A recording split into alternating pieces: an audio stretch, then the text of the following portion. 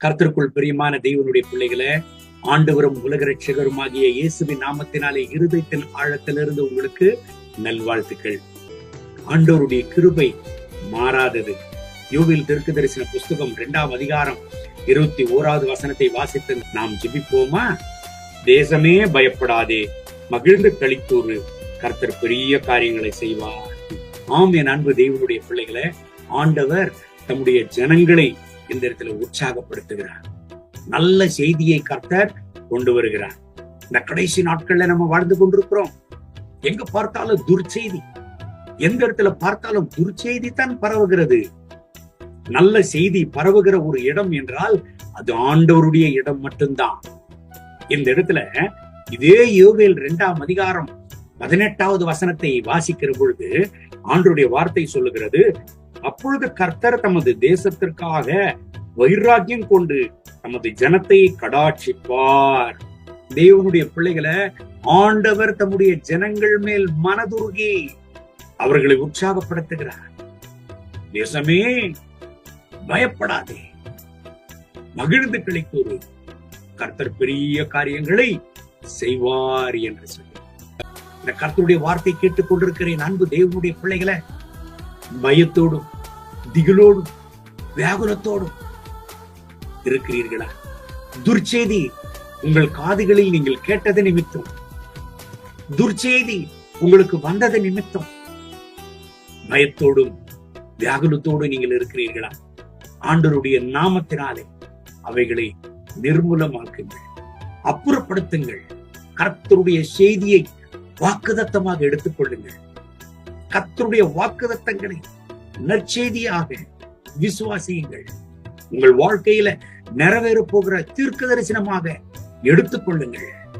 தேசமே பயப்படாதே, மகிழ்ந்து களித்தூறு, கர்த்தர் பெரிய காரியங்களை செய்வார். உங்க வாழ்க்கையில ஆண்டவர் பெரிய காரியங்களை செய்வார். உங்க வாழ்க்கையில, உங்க குடும்பத்துல, நீங்கள் கைட்டு செய்கிற வேலைகளில, நீங்கள் இருக்கிற இடத்துல கர்த்தர் உங்களுக்கு பெரிய காரியங்களை செய்வார். எண்ணி முடியாத காரியங்களை செய்வார். அன்பு தேவனுடைய பிள்ளைகளை, இந்த கடைசி காலத்தில் உற்சாகப்படுத்துகிற வார்த்தை கர்த்தருடைய வார்த்தை மட்டும்தான்.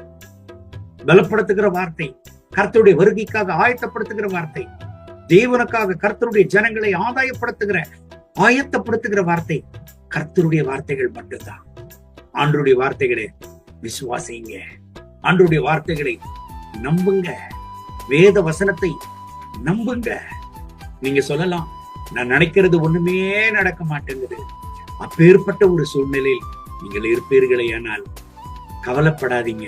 கர்த்தருடைய கிரியை உங்க வாழ்க்கையில ஆரம்பித்து விட்டது என்பதுதான் அதன் அடையாளம். உங்க வாழ்க்கையில கர்த்தர் கிரியை செய்ய ஆரம்பித்து விட்டாரேயானால், உங்க வாழ்க்கையில கர்த்தர் பெரிய காரியங்களை செய்ய ஆரம்பித்து விட்டாரேயானால் ஒருவரால் அதை தடுக்க முடியாது. வெளிப்படுத்தின விசேஷம் 3ஆம் அதிகாரம் 8வது வசனம் சொல்லுகிறது, திறந்த வாசலை உனக்கு முன்பாக வைத்திருக்கிறேன், ஒருவனும் அதை போட்ட மாட்டான் என்று. கர்த்தர் உங்களுக்கு கிரியை செய்ய ஆரம்பித்து விட்டாரேயானால், கர்த்தர் உங்களுக்கு வழியை திறக்க ஆரம்பித்து விட்டாரேயானால் ஒருவரால் அதை பூட்ட முடியாது, ஒருவராலும் அதை அடைக்க முடியாது. கவலைப்படாதீங்க. கர்த்தருடைய வார்த்தையின்படி ஆசீர்வதித்து நடத்துவாராக. கண்களை மூடி ஜெபிப்போமா? அன்பின் ஆண்டவரே, இந்த கால வேளையில் என்னோடு இணைந்து ஜெபித்துக் கொண்டிருக்கிற என் அன்பு சகோதர சகோதரிகளுக்காக ஜெபிக்கிறேன். இவர்களை ஆசீர்வதியும், இவர்களை பலப்படுத்தும். இவர்களுக்கு விரோதமாய் வருகிற ஆயுதங்கள் வாய்க்கதே போகட்டும். இவர்களை பலப்படுத்துங்க. இவர்களுக்கு இருக்கிற பயம், பாரம், வியாதி, வியாகுலம், போராட்டங்கள் எல்லாவற்றையும் அப்புறப்படுத்தும். இவர்களை தைரியப்படுத்தும், இவர்களை சந்தோஷப்படுத்தும். உம்முடைய மனதுருக்கத்தினால் இவர்களை ஆட்கள். மகிமை கனம் புதிய உமக்கே, இயேசுவின் நாமத்தில் பிதாவே, ஆமென், ஆமென்.